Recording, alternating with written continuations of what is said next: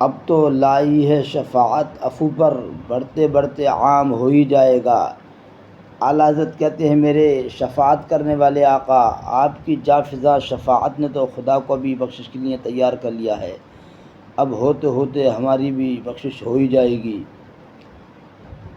کیونکہ یہ آپ کو ہماری بخشش کی دعا کے بارے میں اللہ نے حکم دیا ہے، وَاسْتَغْفِرْ لِذَنبِكَ وَلِلْمُؤْمِنِينَ وَالْمُؤْمِنَاتِ، اور آپ کو یہ بھی ہمارے بارے میں فرمایا گیا ہے فَاعْفُ عَنْهُمْ وَاسْتَغْفِرْ لَهُمْ، ان کو معاف کیجیے اور بخش دیجیے۔ اللہ تعالیٰ حضور علیہ السلام کو تو معاف کرنے کا حکم دے رہا ہے، اور حضور علیہ السلام اللہ کی بارگاہ میں ہماری شفاعت کر رہے ہیں، تو بخشش پکی ہو گئی۔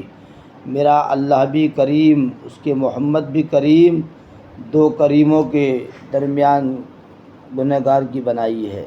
اے رضا ہر کام کا ایک وقت ہے، دل کو بھی آرام ہو ہی جائے گا۔ امام اہل سنت کہتے ہیں اے عبد مصطفیٰ احمد رضا، ہر کام کے لیے خدا نے ایک وقت مقرر کر رکھا ہے، گھبرانے کی ضرورت نہیں ہے۔ تیرا دل پریشان ہے تو مقررہ وقت پر مدینہ کی حاضری اور زیارت مصطفیٰ سے ایک دن ضرور آرام پائے گا، کیونکہ مدینہ دارالامن ہے، وہاں جانے والا امن و سکون پاتا ہے۔